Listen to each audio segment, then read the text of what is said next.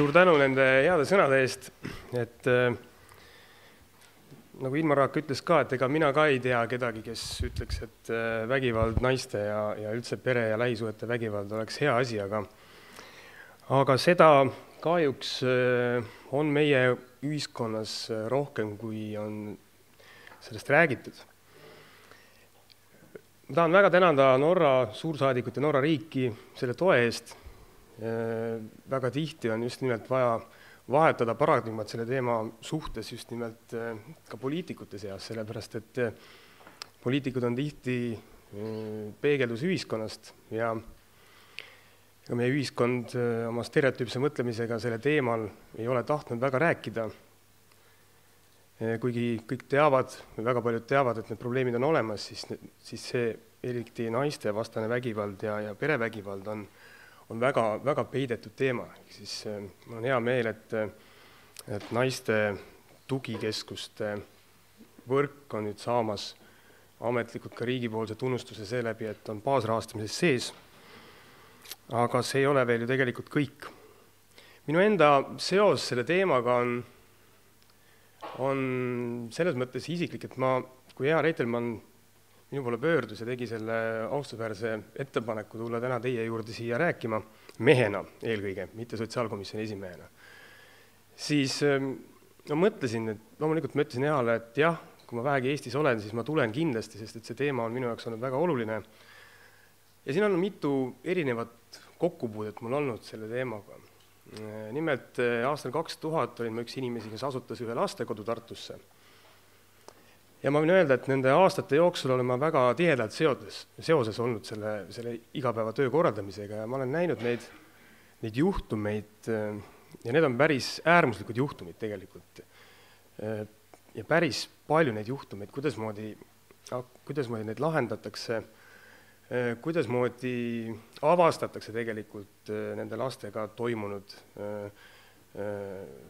teemasid ja need teemad tegelikult on kõik seotud just nimelt perevägivallaga, naiste vastase vägivallaga ja kõige sellega, mis on toimunud peredes. Need lapsed lõpuks jõuavad siis väga-väga raskete üleelamiste tulemusena siis ka tegelikult lõpuks siis sotsiaalsüsteemi, õigussüsteemi, aga väga tihti on siis juba hilja. Ja tegelikult see menetlus, nii-öelda ametlik menetlus, see juriidiline menetlus, ka see sekkumine, ühelt poolt, see on juba sellises staadiumis, kus väga tihti oleneb ju, ma arvan, mitte ainult meie sellest õigussüsteemist ja meie sotsiaalhoolekandesüsteemi võimekusest, vaid just nimelt täpselt nendest konkreetsetest inimestest, kes selle menetluse käigus siis osalevad, alates prokurörist, kohtunikust, lastekaitsjatest, kellest iganes. Ja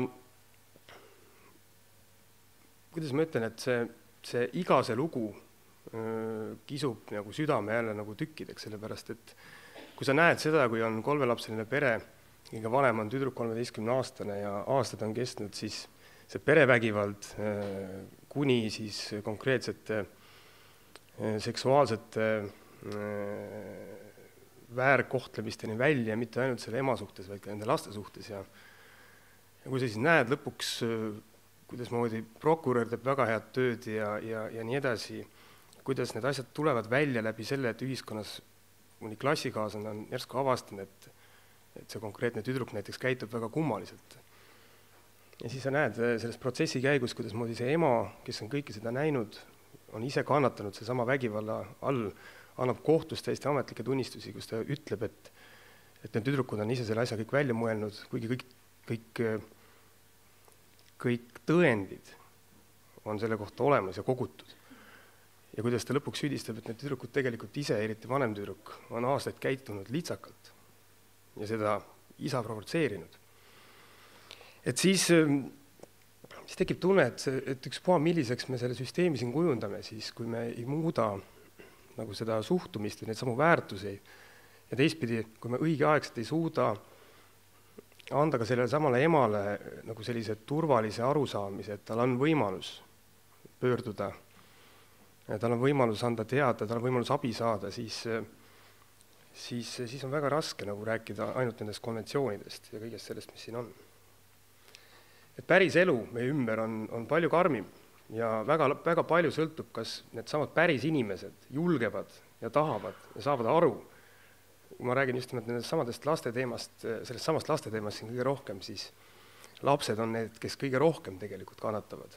Kogu selle konflikti, kogu selle, ma ei oskagi öelda, kuidas seda nimetatakse, selle vägivalla akti või selle pikaajalise protsessi käigus.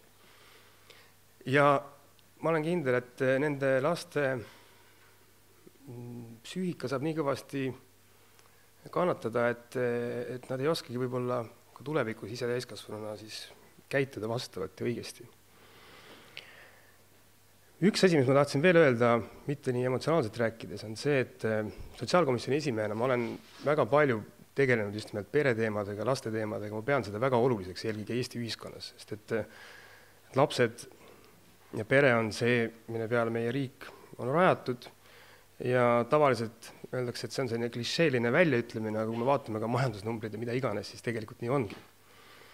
Ja ühte ma olen tähele pannud on see, et kõikidel enamus nendel selliste temaatilistel üritustel ja konverentsidel, mitte ainult Eestis, vaid ka rahvusvahelisel tasemel on just nimelt naised.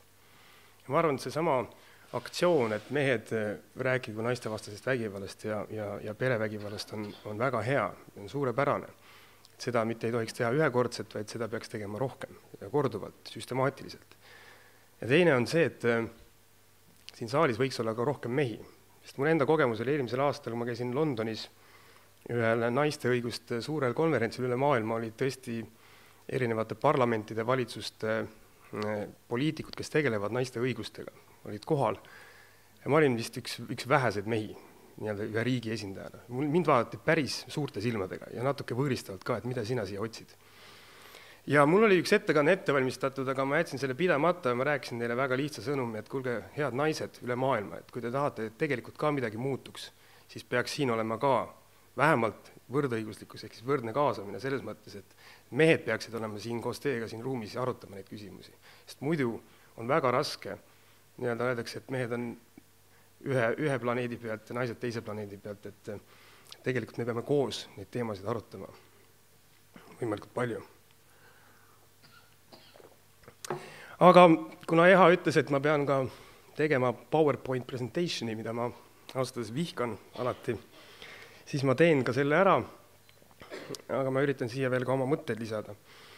Ehk siis need on need numbrid, mida ka Eestis on uuritud, siis, et kui paljud siis teavad oma perekonna sõprade ringis mõnda naist, kes on olnud mis tahes liiki koduvägivalla ohver, et siin võib öelda, et vaadake 2 aastaga meie olukord palju paremaks teinud, ma arvan, see on lihtsalt selline metoodiline viga, et tegelikult see suurusjärk ikkagi on umbes 30%, kes teavad. Ma ei oska täpselt öelda, mis need numbrid on, palju meil need asjad on jõudnud nii-öelda menetlusse või millest on tulnud nagu lahendused, ma arvan, see protsent on oluliselt väiksem. Aga need numbrid on umbes sellised. Ja ka nendest numbritest väga palju tegelikult ei ole räägitud, et ma arvan, see on korraks meil silme eest läbi vaja lasta, et on suur osa meie ühiskonnast, tegelikult, kes teavad kellegi kohta midagi. Ja ma arvan, et peaaegu iga selle juhtumi taga on ka lapsed. Ehk siis nagu siin ka varem juba öeldi, et 5 juhtumist 4 puhul on lapsed ka reaalselt pealt näinud seda vägivalda, mis kodus on toimetatud ja see vägivald arvatavasti on siis pigem olnud juba reaalne füüsiline, aga see laps tajub kindlasti igapäevaselt seda vaimset vägivalda, mida kodus tarvitatakse. Ja see kujundab kindlasti tema mõtteviisi arusaamast maailmast. Eesti asub siin Euroopa riikides ikka esi-3 seas, nagu ikka halbade asjadega, oleme ikkagi esiotsas, mitte esimese 5 seas, vaid esimese 3 seas. Ja mis on huvitav, et Leedu, Soome ja Eesti on siin eesotsas, Rootsi ja Suurbritannia samamoodi, see on esiviisik. Ehk siis selle sama küsimusele on vastanud siis nii suur osa nende riikide ühiskonnast. Ja nagu ma ütlesin, et lapsed on paljudel juhtudel perevägivalla tunnistajateks ja nad on selgelt alati kõige nõrgemas positsioonis, sest et nad otseselt ei pruugi osaleda selles konfliktis, aga igal juhul on kõik see, mida nad näevad, mida nad kogevad, see, mis mõjutab nende enda väärtuseid, nende enda käitumist tulevikus ja seetõttu, mina ei ole psühholoog, aga mulle tundub, et see retsidiivsus tegelikult ühel hetkel väljendab nende enda nagu käitumises. Mul on endal ka 2 last ja üks nendest on siis tüdruk, kes käib 2. klassis. Ja ma istun temaga õhtuti ja arutame omavahel, et kuidas päev läks ja mis mõtted liiguvad. Ja siis, kui ta läks kooli, siis kuskil ütleme poole aasta pärast hakkas ta rääkima, et näed, et poisid tõmbavad patsist ja mõni lööb ka. Et mis ma tegema pean? Et tüdrukutega on arutatud, et tüdrukud on nagu seisukohal, et ju siis, et kui poiss lööb või tõmbab patsist või teeb midagi sellist, et järelikult sa meeldib talle. Et see on selline normaalne käitumine, et tüdrukute vahel on arutatud, et tegelikult midagi et nagu ei tohiks või ei olekski vaja teha, et see on pigem nagu tunnustus. Ma hakkasin meenutama, et mis ma ise koolis tegin, et tõepoolest, kui mõni tüdruk ikka väga meeldis ja tal oli ilus pats, et siis ikka sikutasid ka. Aga tegelikult, kui tüdruk mulle sellest rääkis, ta ei rääkinud sellest mitte sellepärast, et talle jubedalt meeldis, et teda patsist tõmmatakse, ta oli ikka hästi pikk ja tore ja üks jäme pats on tal. Vaid tegelikult oli see talle ebamugav ja ebameeldiv.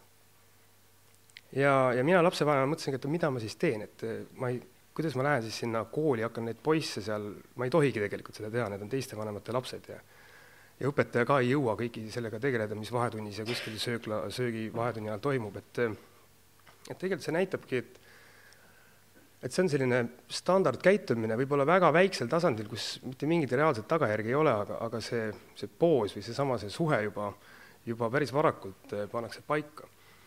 Ja ma ei oska väita, ma ei usu, et siin on mingit seost või mitte, et kas siis nende poiste kodus, nende isad siis natuke tugevamini, kui ainult tõmbavad patsist oma emasid, kui neile ema meeldib või. Aga kuskil on see stereotüüpne mõtlemine sees ja tegelikult see on täiesti valdav. Või on siis poistel oskamatus enda emotsiooni ausalt väljendada, vaid seda tehaksegi läbi siis oma selliste võib-olla poiste omavaheliste mängude, aga ka tüdrukute puhul. Ma ei tea, aga igal juhul juba sellisel tasemel, ma arvan ka iga isa, kellel on tütred või tütar, on kindlasti seda kogenud. Ja sellest ma tahan ka öelda, et sama perevägivald või kõik see, mis meie peredes toimub, mõjutab meie lapsi ja kogu eluks. Ehk siis need on sellised kergemad juhtumised, aga see, mis päriselt toimub peredes ja kodudes, me väga tihti ei tea. Sellest ei räägita ja need lood väga tihti on väga karmid.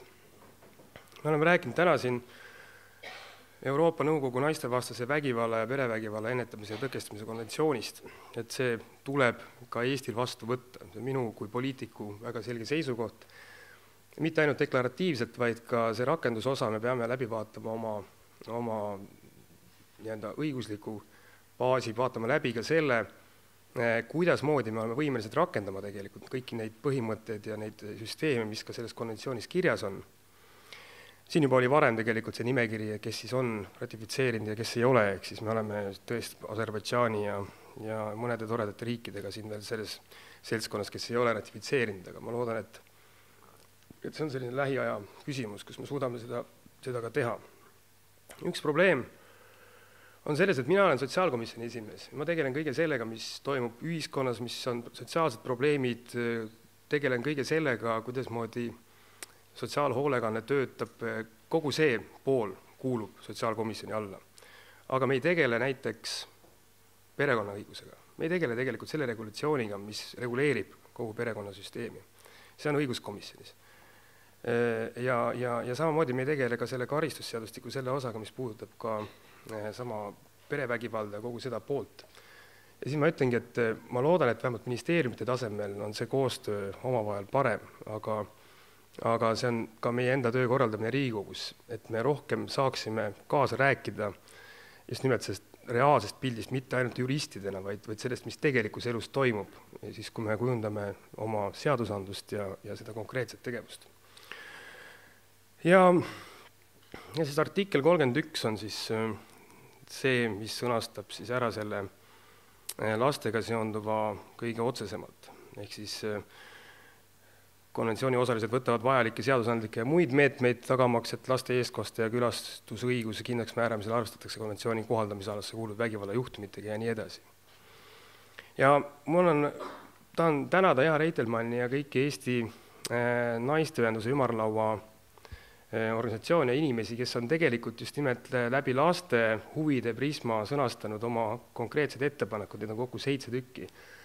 Ja ma arvan, et neid tasub võtta väga tõsiselt kõigil nendel, kes tegelevad seaduste väljatöötamise ja nende menetlemistega. Ja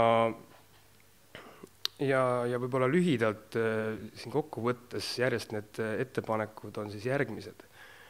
Ma rääkisin siin vaheajal, väikselt pausil paari oma tuttavaga, hea sõbraga isegi võiks öelda, kes selle teemaga tegelevad, üks on nendest advokaat ja teine on, kellega me tuttavaks sain, on selle teema perekonnaõiguse õppejõud. Aga just nimelt, et see spetsialiseerunud kohtunike süsteem, miks siis juba Hispaanias on olemas, meie õigussüsteem seda täna tegelikult väga ei soosi, sest meil on tsiviilasjad, kriminaalasjad on eraldi ja haldusasjad veel eraldi. Ehk siis meil oleks vaja sellist pädevusega, ma ei kujuta ette, kas me suudame oma õigussüsteemis nii-öelda tekitada ühe kohtuniku süsteemi, kus see kohtunik suudaks seda tööd teha. Aga vähemalt see pädevus peaks seal olemas ja siin on isegi olnud ettepanek, et need kohtunikud peavad olema vastavalt isikuomadustega ja teine asi on see, et see on nii spetsiifiline töö, et võib-olla maksta ka neile lisatasu ja nad teevad seda näiteks roteeruvalt, et see teema on niivõrd spetsiifiline. Siis hooldusõiguse suhtluskorra vaidluste juurde kaasata kohustuslikus korras ekspert, kes suudab hinnata lapse kiindumussuhet ja tunneb väga hästi ka soolise vägivalla ja lähisuhte vägivalla spetsiifikat. Et see on sama juhtum tegelikult, et kui me vaatame, väga tihti kaasatakse just nimelt lastekaitsjad ja sotsiaaltöötajad, kes kohalikus omavalitsuses, kohalikus kogukonnas selle teemaga on tegelenud, siis üks pool on see, et me peame kindlasti lastekaitsjate ja sotsiaaltöötajate pädevust ja taset tõstma ja sellega kindlasti tegeletakse, aga sinna on väga raske leida ka tegelikult töötajaid. Et see on kutsumus, sinna ei lähe inimesed sellepärast, et nad teenivad palju raha. Ja teine on see, et väiksemates kogukondades ja omavalitsustes needsamad lastekaitsjad ja sotsiaaltöötajad, isegi kui nad väga tahavad, need pruugi suuta olla objektiivsed. Ehk siis nad on tegelikult selle toimuvaga niivõrd ka personaalselt olnud seotud või on seotud või ta tunneb kedagi, kes tunneb kedagi. Et ma loodan, et see uus lastekaitsesüsteem, mis meil tuleb oma nende tugi- ja kompetentsikeskustega, ka siin tegelikult mingil hetkel tuleb ka juhtumikorraldustesse nagu abiks, just nimelt professionaalsed, koolitatud, haritud ja ka sõltumatu eksperdina siis ka näiteks nendesse juhtumitesse. Siis vägisuhte vägivalla kriminaalasjad tuleks ühendada hooldusõiguse ja suhtluskorra määramise ja lahutusega seotud tsiviilasjadega ja neid peaks lahendama sama kohtunik. See on samamoodi meie nii-öelda õigussüsteemi loogika nagu vastane, sest kriminaalasjad on ühel pool, tsiviilasjad teisel pool, aga tegelikult kui siis tõesti see vägivald on juba toimunud, siis arutatakse seda nii-öelda ühtede kohtunike juures, aga teistpidi see tsiviilasi, ehk siis need samad nõuded või vara jagamised või mida iganes, see on tegelikult ühel hetkel selle vägivallatse ja relvaks, millega ta mõjutab ja manipuleerib siis seda teist poolt. Ja väga tihti on just nimelt põhjus, miks pärast siis oma lõplikke otsuseid, näiteks see konkreetne naine ei tee, on just nimelt materiaalsed põhjused, ehk siis ta vaatab, et ta ei saa üksi hakkama, aga näed, sellel perioodil võib-olla ta on isegi veel väga tore ja viisakas, ehk siis nii-öelda mesinädalate periood on järjekordselt käimas ja siis need asjad ka ühel hetkel lõpetatakse või lükatakse edasi. Ehk siis ideaalis oleks see, et kui me ei suuda luua seda, arvatavasti me ei tee seda õigussüsteemi muudatust, see on nii põhimõtteline, et sama tsiviil- ja kriminaalasjad, aga menetlusõiguslikult oleks võimalik tegelikult seda asja organiseerida või vähemalt see informatsiooni kogus koondada ühte. Ja üks, millest on siin ka natuke räägitud, on see, et lähisuhte vägivalla juhtumitel tuleb välistada igasugune kohustuslik lepitus- ja baariteraapia. See tuleb ka sellest samast Euroopa Nõukogu konventsioonist artiklist 48. Ja see sama, et siin oli ka juttu varem, et lähisuhte vägivalla juhtumitel tuleks vägivallatse ja suhtlusõigust viivitamatult piirata. Alguses võimaldada lühiajalisi kohtumisi ainult sotsiaaltöötajate või teiste isikute juuresolekul ja kui see asi nii-öelda saab kuidagi lahenduse, ma räägin just laste perspektiivi läbi, mitte siis paari omavahelist, vaid lastest.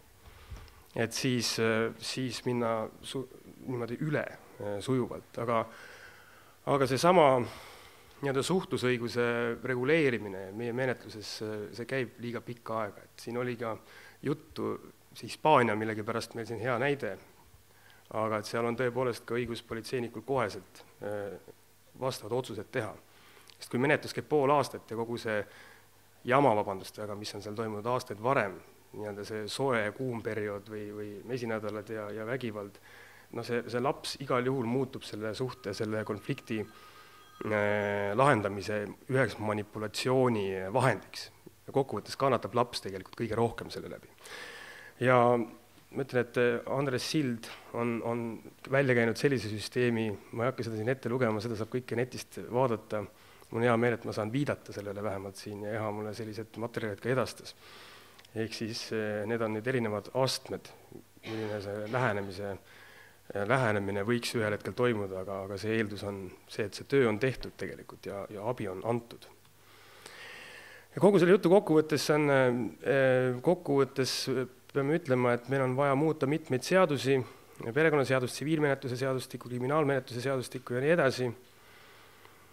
Ja üks asi eraldi veel on see, et hooldusõiguse ja suhtluskorra määramisel ei ole vägivallajuhtumite arvestamine tehtud kohustuslikuks ja laialt levinud nähtus ei kajastu tegelikult seadustes. Et see kindlasti on üks konkreetne seadusemuudatuste komplekt, mida me peame vaatama. Ehk siis teatamine lähisuhte vägivallajuhtumitest, millistes lapsed on pealtnägijaks, on kohustuslik abivajavast lapsest teatamine, kuna selles nähakse ohtu lapsele. Ehk siis see käib läbi lapse tegelikult, aga peaks olema seadusandluses reguleeritud otsesemalt. Ja kõik see, mis puudutab lastekaitsetöötajaid, ringkonnakohtute, riigikohtu kohtunike, perekonna asjadega tegelikult advokaadid ja nii edasi, et peavad saama spetsiifilise väljaõppe ja koolituse ja treeningu, sest et see on nii spetsiifiline teema, et siin ei piisa lihtsalt heast juristiharidusest või ka tavapärased sotsiaaltöötaja või lastekaitsja tegevusest. Ja kokkuvõttest ma arvan, et me peame just poliitilisel tasemel arutama selle teema uuesti läbi koos juristidega, koos sotsiaaltöötajatega, koos teiega tegelikult, koos nende inimestega, kes igapäevaselt on selle teemaga kokku puutunud ja olema põhimõtteliselt loovad ka oma saksa õigusele põhinevale õigussüsteemi reguleerimises, sest et me peame lõpuks mitte hoidma sellist tõupuhast juura filosoofist maailma siin Eesti Vabariigis, vaid me peame tegema need seadused inimeste jaoks ja tegema need seadused, et aidata lahendada neid probleeme. Ja ma ütlen, et kindlasti nende naiste huvides, aga kõige rohkem kokkuvõttes saavad enda tahte vastaselt kannatada ikkagi lapsed. Ehk siis see kohustus, ma arvan, meil täna on kindlasti olemas. Riigikokku peaks tulema nüüd siin järgmise aasta alguses uus lastekaitseseadus ja ma sotsiaalkomisjoni esimehena, loodetavasti ma olen ka sel ajal ka veel esimees, see sõltub siin väga paljudest muudest faktoritest. Ma ei hakka siin nimes nimetama, aga vähemalt selle lastekaitse, see tuleb sotsiaalkomisjoni. Et selles mõttes see ongi selline nagu kummaline jagamine. Ehk siis kindlasti ma tahan kaasata ka õiguskomisjoni inimesi ja ka vastupidi. Ehk siis see teema peaks olema selle süsteemi, seal on ka rakendussüsteem, kus siis on varane sekkumine ja ennetustegevus väga selgelt esimest korda reguleeritud. Ka selle raames tegelikult vaadata, kuidas moodi me saame mitte ainult õiguslikult, vaid ka reaalselt selle teemaga paremini tegeleda. Ja eraldi teema, mis on olnud, mis on ressursi taga tegelikult kinni, on see, et me ei tea tegelikult, mis toimub meie peredes. Me teame seda siis, kui mingi jama tuleb välja, ehk siis see informatsioon jõuab juba sotsiaalsüsteemi, aga pealt näha täiesti tavalistes, normaalsetes, võib-olla isegi eeskujulikes peredes toimuvat me väga tihti ei tea ja üks teema, mida me kindlasti ei tea, on just nimelt lähisuhtevägivald, perevägivald ja see, mis toimub tegelikult seal peredes.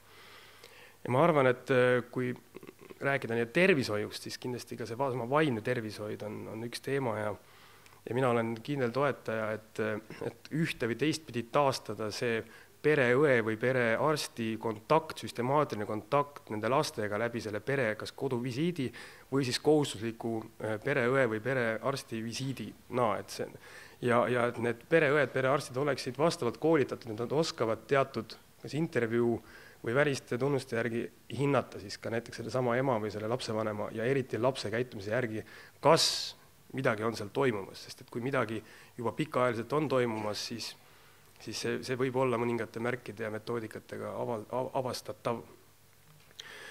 Ja loomulikult on see, et ühiskonnas me peame seda teemat laiemalt käsitlema, me peame julgustama neid naisi eelkõige, kui ka mehi, tegelikult on neid juhtumeid küll päris palju, kus mitte füüsiline vägivald, vaid see sama vaimne vägivald toimub meeste suhtes ja manipulatsioon lahutuskäigus naiste poolt, kasutades ära lapsi ja neid lapsi ka kahjustades.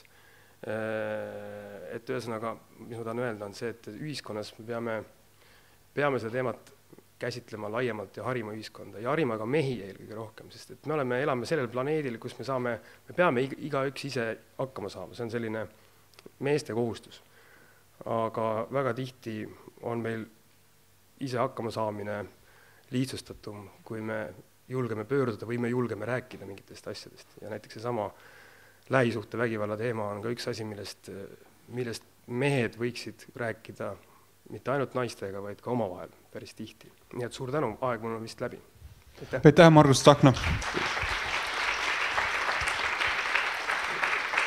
Ja sinu nimeline valge lint. Kanna uhkusega. Ja meie järgmine esineja. No võite ikka küsida küsimusega. Margus Tsahknale üks küsimus saalist.